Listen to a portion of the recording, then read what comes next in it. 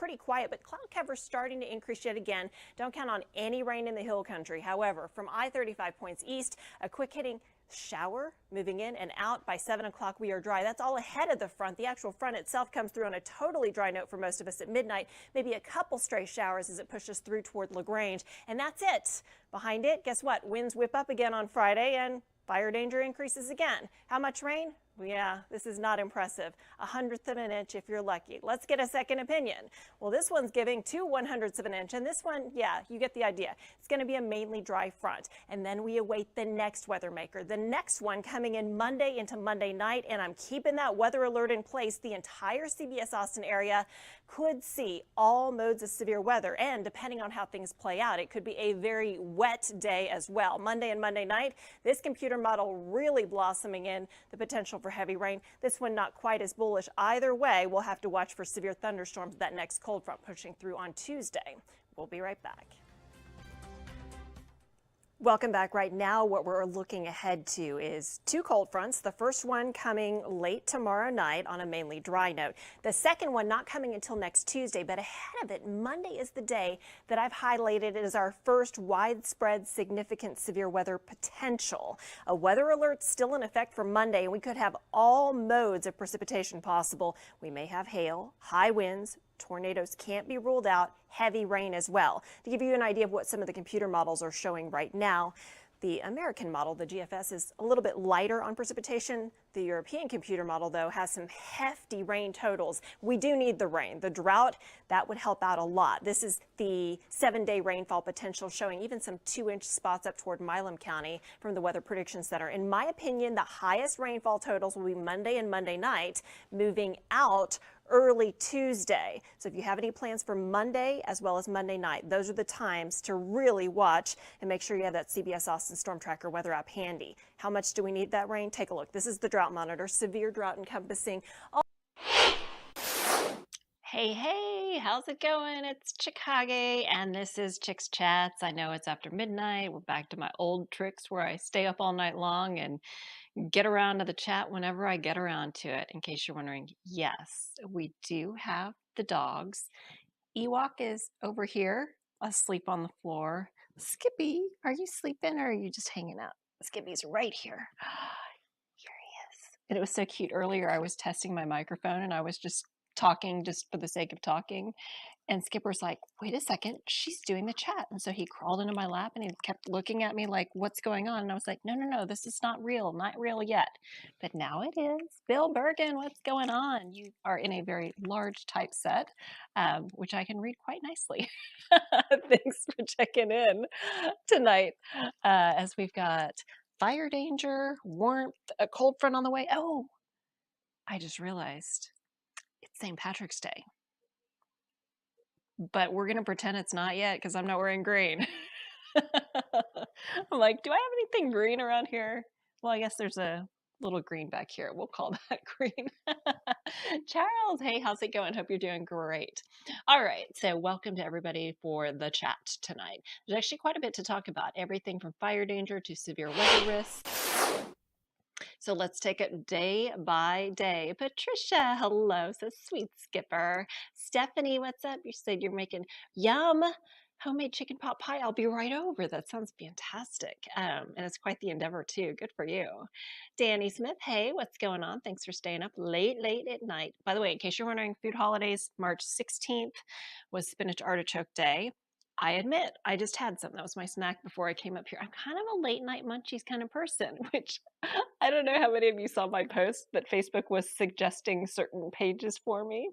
And I'm trying to figure out what possibly, like, what am I doing that would make them think that those would be my preferences? If you don't know what I'm talking about, scroll back a few posts and you'll see exactly what it is. But I'm like, well, late night munchies, up often streaming at like 1 in the morning, talking about allergens like weeds, talking about how levels are high. I'm like, maybe? It's so crazy. But anyway, so March 16th, spinach artichoke day. March 17th, corned beef and cabbage day. So kind of like comfort food chicken pot pie that you're talking about. My husband is the one who does all the heavy lifting in the kitchen, and so he's going to throw corned beef in the crock pot and some potatoes and some cabbage. I love that meal. It's so good. Super excited to celebrate that St. Patrick's Day. And I will be wearing green next time you see me, for what it's worth. Melvis, hello, says no win, please. Stephanie says a late night person to be more productive. And Derek says got a 3 hours of sun and you're, oh yeah, you know what? The UV index tomorrow for Thursday is going to be an 8, which is very high. We have officially reached the season where you got to use the sunscreen and use it religiously. All right, so happy St. Patrick's Day.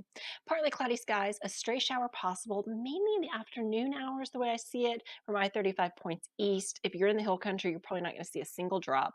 Warm, though. High temperature on Wednesday made it to 84 degrees. I'm forecasting 84 degrees on Thursday as well. But if you're east out towards, say, LaGrange or Giddings, you're not going to make it into the 80s. You'll be in the 70s with more cloud cover there and a slightly better chance at seeing a few hundredths of an inch of rain. Fast forward to Friday, and now we're going to have those gusty winds out of the north, which are going to be howling, creating more fire danger. Oh, and did I mention every time the wind blows, the pollen goes up too? The cedar count was high, and it's mid-March.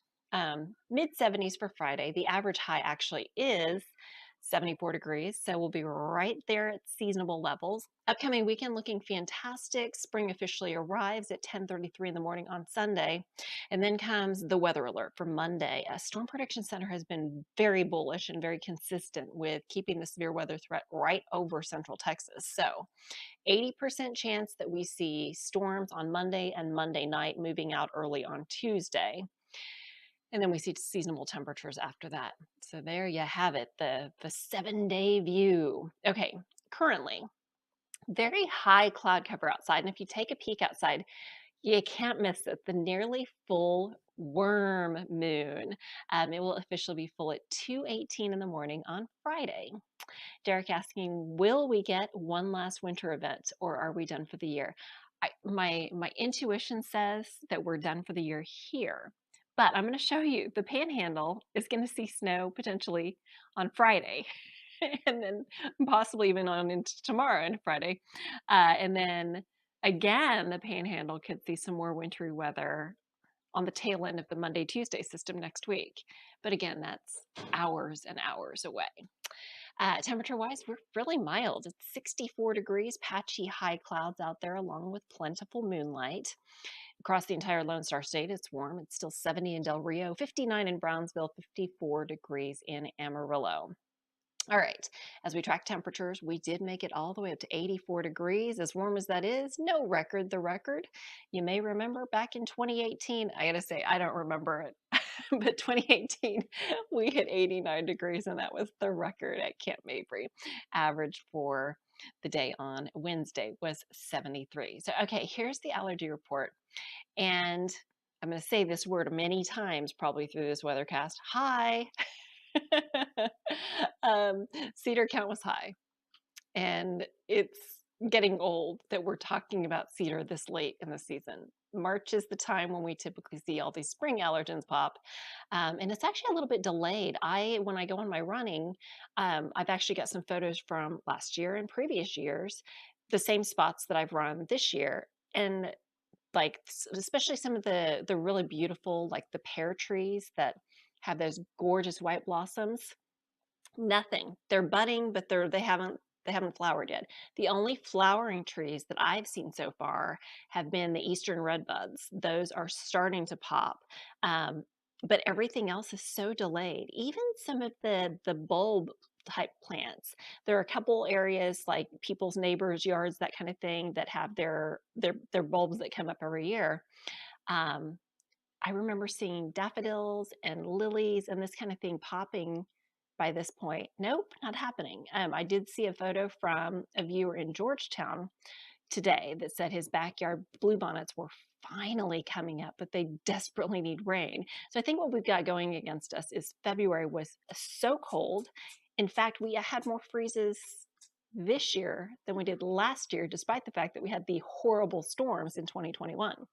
So suffice it to say, the really cold weather that we had even leading up to this past week, has stunted the growth of a lot of the blooms. And in addition, the fact that it's been so dry has also been a bit of an inhibitor. So I don't know how the bluebonnet season is going to be, but I'm waiting. I'm waiting patiently. I can't wait to see them. But even the typical spots where I'll start to see bluebonnets, like even if they're not blooming, just like the leafy parts, they're not there yet, and they're not doing their thing yet. So I'm just waiting. I'm gonna be patient. Uh, Derek says, pin the recipe. Um, for his corned beef and cabbage. I don't know exactly how he concocts it. I think he just does the from memory type of recipe, if you will. No rain in the last 24 hours. Yeah, just dry, tons of sunshine. Bob, what's going on? Say awake? Yes. For long? No. And then there's me. The other night, I texted Bob at like 2 in the morning. He's like, "Were you seriously still awake at 2 a.m.?" I'm like, "Yep, present and accounted for." Yeah, it's not a good thing. I'm on a weird schedule, especially during spring break week. I am, because the typical alarm that goes off at 6:15 in the morning doesn't go off in the morning because the kids are out of school for the week, which is kind of nice. Here is a better illustration of how desperately we need rain. We're talking Camp Mabry for the month, 1 1/3 inches below average. We need the rain right now. This is when we need it for, even things like, um, I've been following Sweet Berry Farms out in Marble Falls because obviously everybody loves the flowers and the strawberries, and the crop is delayed. So they're like, we're open for spring break, but the strawberries aren't ready yet. Um, it's just kind of weird. And if we had more rain, the warm temperatures are at least helping, but the moisture has been far from adequate. And even though we had a very wet January, for instance, we've fallen for the year 3/4 of an inch below average. So clearly, yes, we need rain. What's ahead? Well, lack of rain, at least in the short term. Fire danger increasing, warm, windy, low humidity, mainly dry conditions. You may have heard that there was a red flag warning that had been hoisted for Mason County. Well, late tonight, it was also expanded for Llano County and Gillespie County. So now we have 3 counties in the CBS Austin viewing area, as well as adjacent areas to the west, under red flag warnings, which correspond to critical fire danger. Bob says, yep, she did. You didn't see or answer the text until the next day. 2:22 in the morning. So basically the setup that we're going to have for Thursday will be southerly winds, and quite strong southerly winds, out ahead of a dry line and cold front. And then when the dry line shifts to the east, we'll also get a bit of a westerly wind component in advance of the front itself. As the front pushes through, then it will turn more northwest. So by Friday, we'll have more of the northerly wind. In all of these instances, though, we're talking about extremely dry air that will be pushing through the Lone Star State. So dry air, low relative humidities, windy weather. It's basically the trifecta in a very bad way for fire danger. And because of the fact that spring is so delayed and spring greenup hasn't happened, all of that is dry fuel just waiting for potential fire spread. So it's not often that we see the extreme happen over Mason County, but that's exactly what we've got, which is why the red flag warning will be most dire for folks in Mason County area. Extreme fire danger. There could be relative humidities as low as 10% in parts of the Western Hill Country. As you can see, very high fire danger does extend through Burnett, Lake Buchanan, Llano, Enchanted Rock down toward Fredericksburg, even into Spicewood, Northwest Travis County. As we slide to the east, high fire danger extending from east of Burnett through Georgetown, Taylor, up toward Cameron, down through Austin, and all the way toward San Marcos, Lockhart, and Luling. And it's only the areas that have actually seen a decent amount of rain that are in the moderate fire danger. And by the way, there will be a very slim chance of rain on St. Patrick's Day, Thursday. Bob says not going to stay up to see if the SPC puts a risk for 2% in the north of DFW area. You might stay up. I don't know. If I talk your ears off enough, you might. as you probably, for everyone else, as you probably knows, the Storm Prediction Center is SPC, and a lot of the products that they put out actually come out after midnight, in the dark 30 hours of night.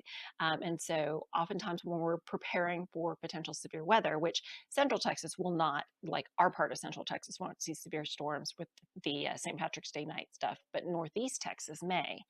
Um, and so a lot of times meteorologists and weather enthusiasts will literally like sit here like this, waiting for the next SPC outlook, especially on days when you wonder if they're going to be a moderate risk or will they possibly do a high risk. So yeah, lots of times people will stay up late just to see that.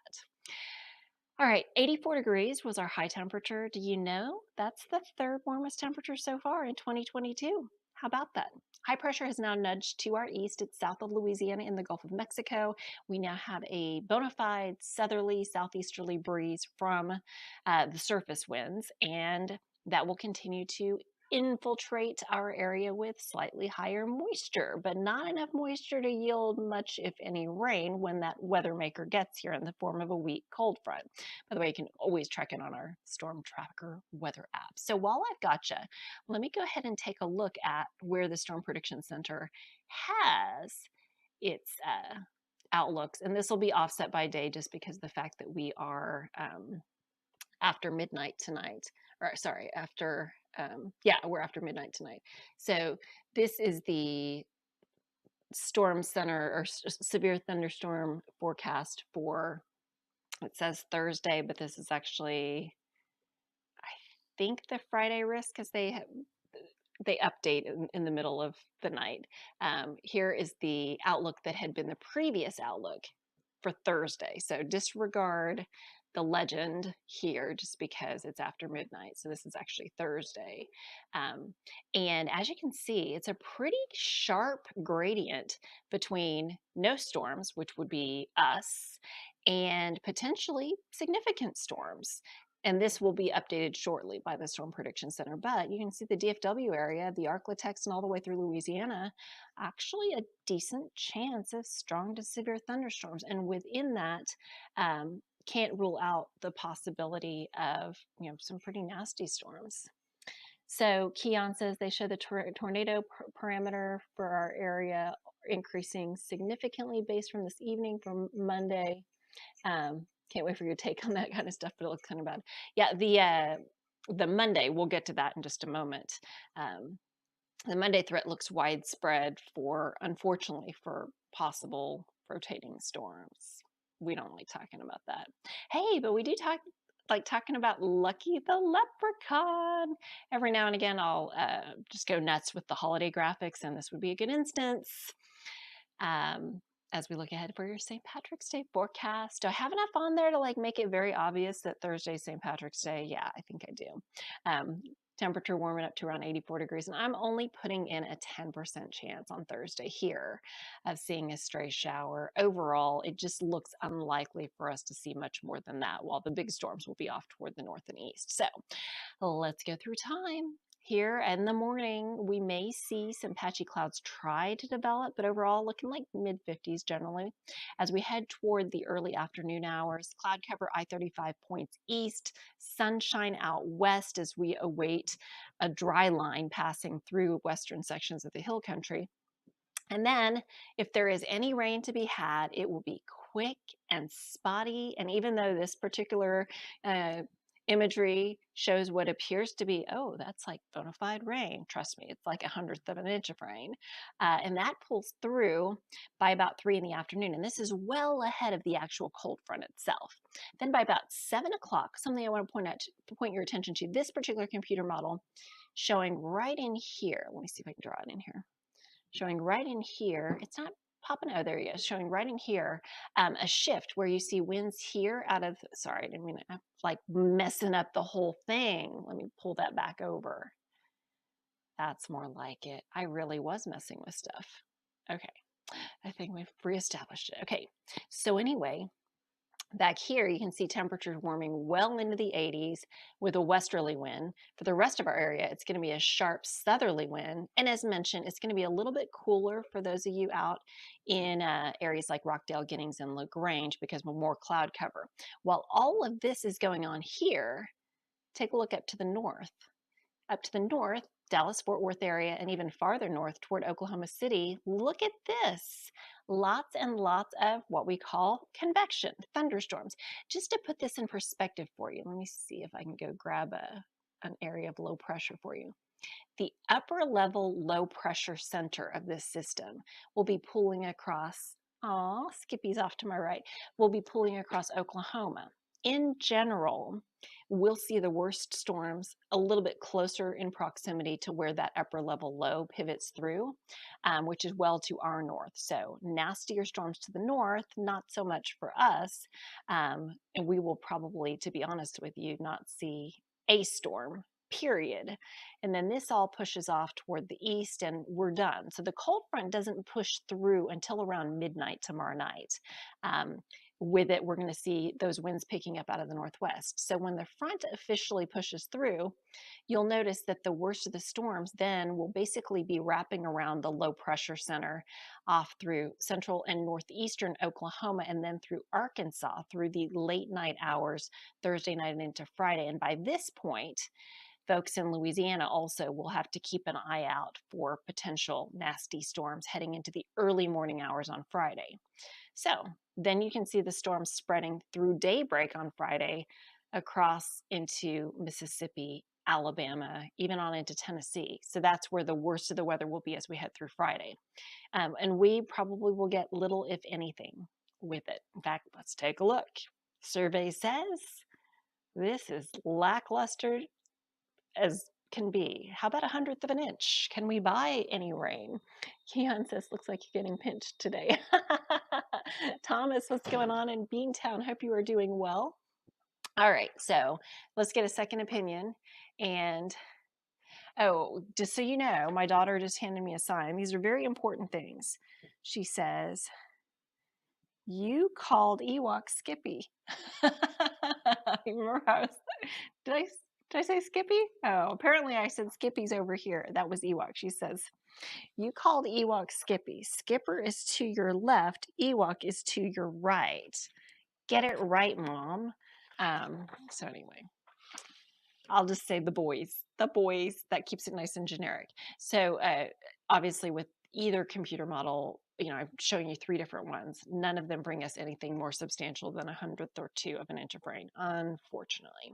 So we're going to have to wait till that Monday system. So behind the cold front Thursday, we drop about 10 degrees to Friday. It'll be a breezy day, lower humidity, high fire danger.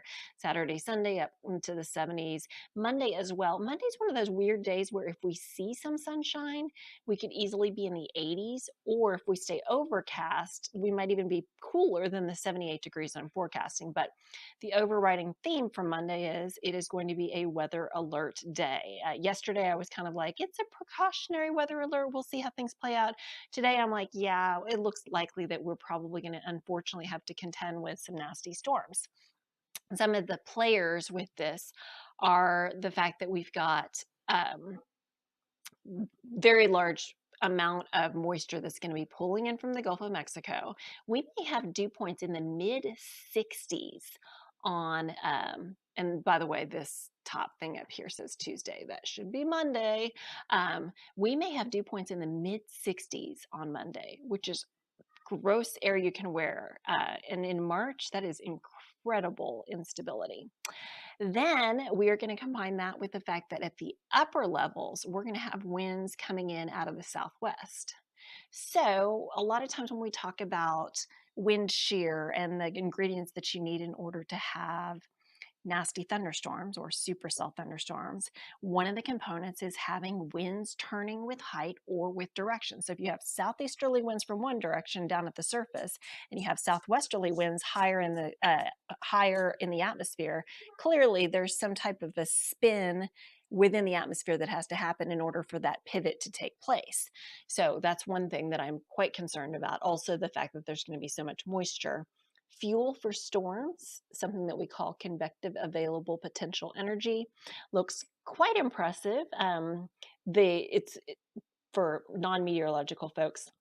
Strangely enough, that's a measurement that meteorologists use that is in joules per kilogram, which is kind of a weird unit. But anyway, just trust me, the higher that number is, the higher that CAPE number is, the more fuel for storms there is.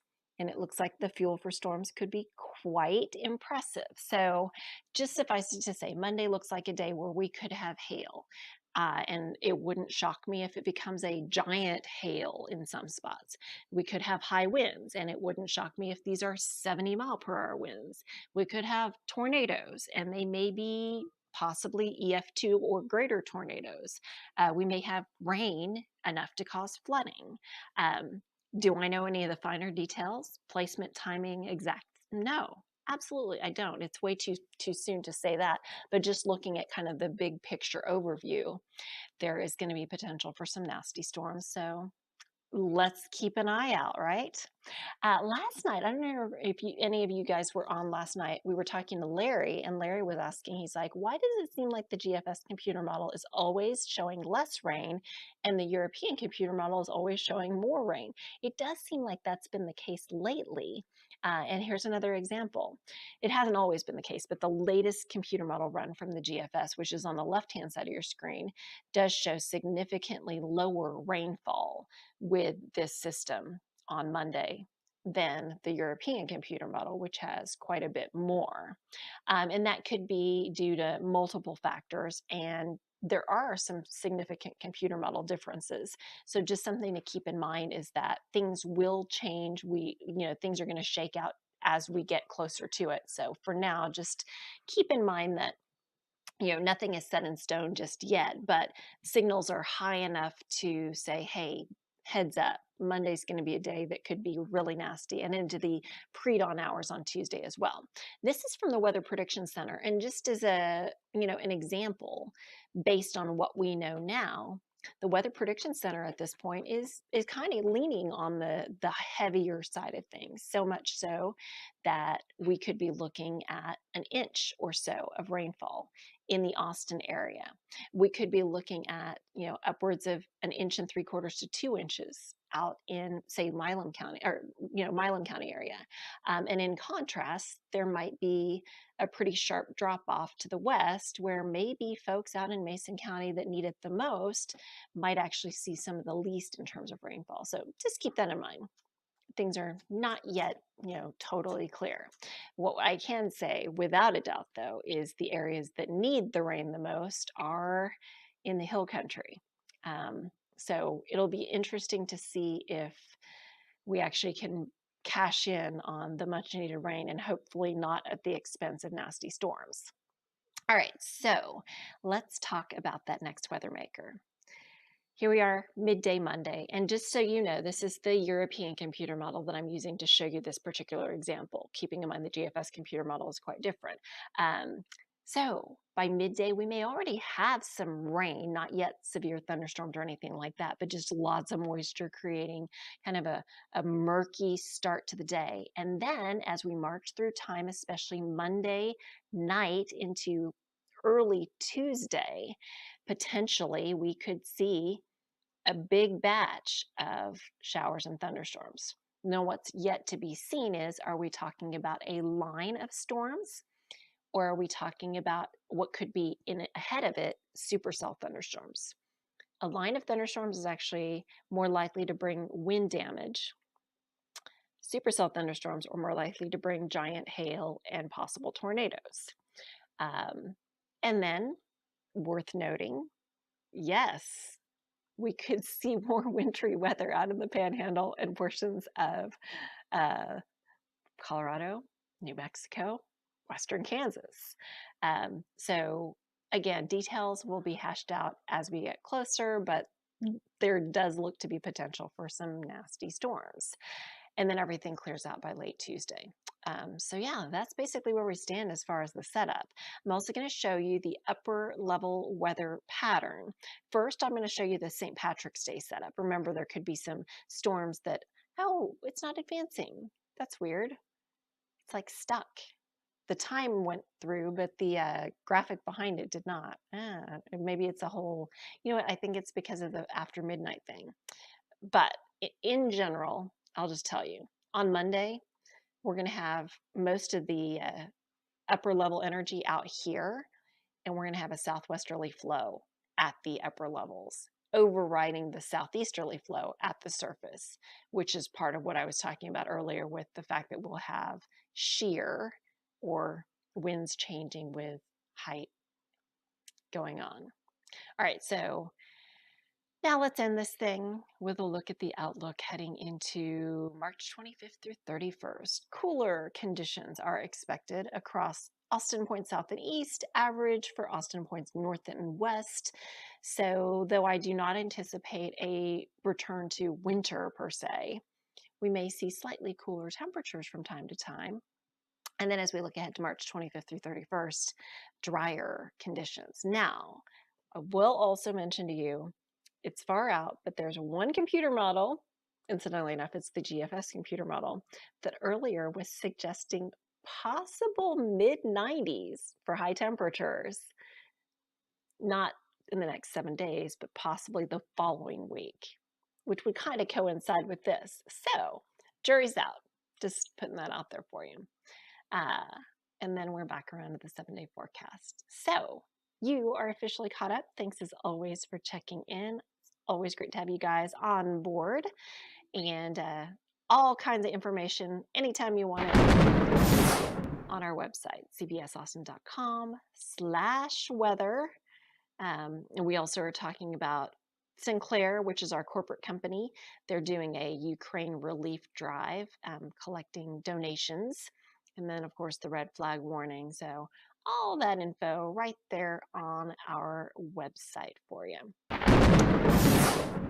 And that is that. So those of you who are currently watching on YouTube, thanks so much.